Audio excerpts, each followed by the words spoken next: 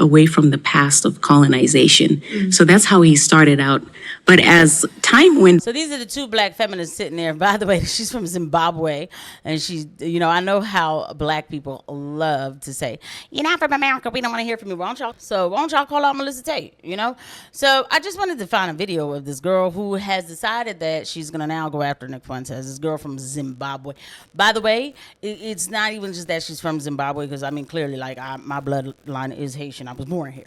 I'm sure you've heard of him. And these people, they've been active for a long time. Nick Fuentes, I'm sure you've heard of him. And these people, they've been active for a long time. And it seems like they've just... Nick Fuentes, I'm sure you've heard of him. And these people, Nick Fuentes, I'm sure you've heard of him. And these people, they've been active for a long time. And it seems like they've just been ignored, which is working. But now they're kind of surging in popularity. And as someone who... I enjoy watching your debates.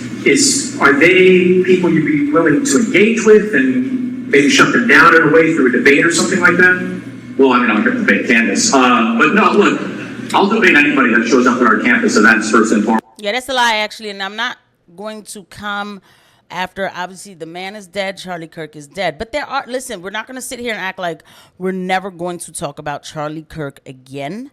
That's insane. Charlie Kirk said a lot of things. There's a lot of things that are coming out now. And I'll talk about those on a live. But we're not going to just not talk about Charlie Kirk. Okay? So we're not going to do that. Especially how long he's been around. Now, I'm noticing because this isn't really about Charlie Kirk, though, this video at all. I'm noticing this trend. First of all, I'm noticing this trend of black people, black influencers who all of a sudden, not all of a sudden, but are completely on the Zionist agenda. Okay, like, let's just keep it real. Okay, well, you know, we have Brandon Tatum who bucks dance whenever they tell him to. 3 o'clock in the morning, this guy will start tweeting, I'm a Zionist, I love Israel, God was a Jew.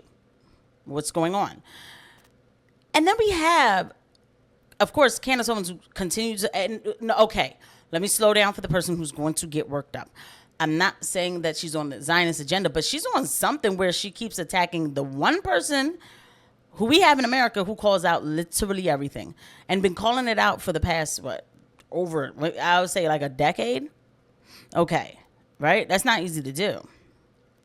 But now we have this Melissa Tate, who we follow each other. It's a shame because the thing is that we do follow each other, and I used to, comment on her stuff, and she would comment on mine, that little teeny bit type of thing. But everybody was on the same page back, when MAGA and all of that. We were, those of us, we were on the same page. October 7th has really shown you who actually is here to fight for America and who's just riding the grift, riding the agenda. And shout out to them. However you need to get your bag, you go ahead and do that, right? But I don't think that you have the right, or you could talk about whoever you want, but I definitely don't think you have the credentials to try to come at Nick Fuentes. Let's go through the thread. Ridiculous. For the record, this is what Charlie Kirk had to say about Nick Fuentes and his ilk, honey. And his ilk just 3 weeks ago. Okay? Any young person that goes into this hyper online brain rot, you are serving yourself over to your own demise. A suicide mission that will not make you healthier or happier. I want to hear him kind of say it with his own mouth. I'm going to debate Candace. But no, look, I'll debate anybody that shows up at our campus events first and foremost. But I do want to take what you say and extrapolate that there is a corner of the internet of people that want to point and blame the Jews for all their problems. Everybody, this is demonic and it's from the pit of hell. And it should not be tolerated. Period. But it goes to a structural problem of an entire generation that has economic resentment. They don't own anything. They're not getting married. They're not having children. They're depressed. They're anxious. They're staring at their screens all day long. And all of a sudden, your extrapolation of all that is, well, it's the Jews' fault. That is sloppy and shallow thinking. You're trying to blame an entire ethnicity for a singular problem. Hold on, let's take a step back here. Instead of that, what could you possibly do in your own personal life to improve your own state of being? If you are blaming 0.02% of the world's population for all of your problems, that is not going to be good for your soul. It's not good for your psychology. It's not good for your future in any way, shape, or form. And so I would just say this, that any young person that goes into this hyper online brain rot, you are serving yourself over to your own demise. You are serving yourself into a suicide mission that will not make you happier and not make you healthier. Instead, here's what your attitude should be. Your attitude should be like, I can't own stuff, I got it, can't own a home, I'm not getting married, I don't know who to date. Said, wow, the challenges are immense. I'm gonna now overcome all those challenges and go on an adventure. I'm gonna prove everyone wrong. I'm now not gonna be a victim, I'm gonna be a... This has nothing to do with the Israel lobby, by the way. And I'm, like, that's not the argument, like, at all. Like, I'm pretty sure that Nick likes his life as far as, like, outside of the political, I don't even know anymore with all this political stuff, but people who have noticed, praise God, like somebody like me, I am grateful for my life. I live in gratitude, right? To be honest, it would probably be easier for me to look the other way, but I refuse to do so because I walk with God in the name of the Lord and I stand with Christ. And anything else is just, it's just not going to work. But anyway, let's get back to her thread. So then she says, Charlie's movement must not be co-opted by the likes of Nick Fuentes and his brand of politics that is fueled by victimology, race-focused, deep resentment, and grievance, which is much like what fuels black politics on the left. It's not only antithetical Christian values, it is also politically destructive to our quest to defeating the Marxist globalist left. My God, like, we still fighting the left, though? Like, I thought when Trump won that we were done. Obviously, the left is acting up, more than acting up right now. There's horrible posts about Charlie Kirk. But they always want you to do this, we're fighting the globalist left. Like, I want a sovereign country. I don't want my American brothers and sisters to have to go to war with Iran for another nation. I don't know. I don't think that's too much to ask for, right? That's number one. Number two, you clearly have not watched a show. You probably have. You probably like him. But his show is not about that. He talks about everything in full reality. MAGA goes so woke for Israel, it is absolutely insane. Suddenly having real conversation is a problem now, right? Furthermore, and let me just say, how many people have you sent back to church, right? I'm working on that myself. I want to be able to talk about Christ with people and just share the love of God with people that they go back to church. I have not had anybody tell me that they've gone back to church because of me. And it's not about a me thing. It's about that I know that I'm doing the right work for the Lord. Nick gets super chats constantly about, I went back to church because of you. I went back to church because of you. I'm like, wow.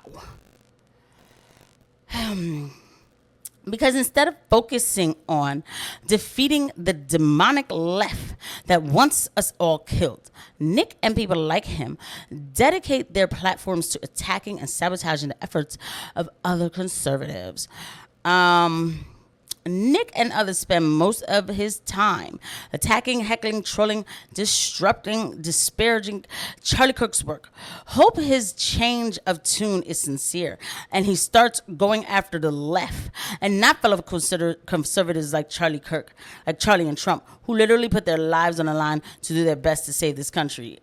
Listen, number one, I'm not here to glorify the death of Charlie Kirk, but I will tell you, Charlie Kirk was a Christian Zionist that is absolutely blasphemous to Christianity.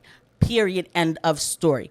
I don't care who we like or feel bad for or where they went or whatever. Christ comes first. And I now have to use this moment to continue to talk about Christian Zionism and try to break people out of the shackles of Christian Zionism, because guess what? They're going to go even harder with that. And that's why I'm noticing a lot of people coming after Nick, because the thing is, it's not that they... it's not that they are threatened by him with a political thing. You have to understand, he has a mind of the youth telling them that Christ is most important. Christ, not worshiping Israel, right? Because we're of two natures. We have a human nature and we have an otherworldly nature. Like the universe, we're made of matter. Like the universe, we're made of carbon and stardust and all that kind of stuff. And like the Like the world, we have these impulses and tendencies, and we're drawn towards a reproductive impulse, and we want to eat and kill, and we're envious, and we all have a complex and a psychology. But we also have an otherworldly nature. We have consciousness, we have a will, we have understanding, we have knowledge, we have a soul. The human mind and the interior experience of a man is more complex than anything else in the universe. It's otherworldly. We really do have a dual nature. And the only thing that can defeat the human nature is our spirituality. It's our otherworldly, our transcendent divine nature, which is that we're ensouled. Who else is talking like this? Everybody else with the clips, everybody else with the clips is like, oh, he said racist thing here, he said racist thing there, he said base thing here, he said racist thing here. Not the Grapers, by the way. They clip, I'm using a Graper clip, by the way. But people, oh, look at this racist thing, look at that racist thing. This guy is a geopolitical commentator, right? Let's just minimize it for 2.2 seconds. And I am grossly minimizing it. But he's talking about our worldly nature, our divine spirituality. Who? Tell me who? Who else is talking like this? And he brings it back to Christ, not to infrastructure, not to, oh, these people are chosen. They kind of don't need Christ, but then we still do, and then God will take care of it. No, there's not that much confusion with it, right? And I'm telling you, I have heard so many super chats. I went back to church because of you. I went back to church because of you. Bro, if not that, then what? What are we doing this for? Because we're all here to go. We are all going to die at some point.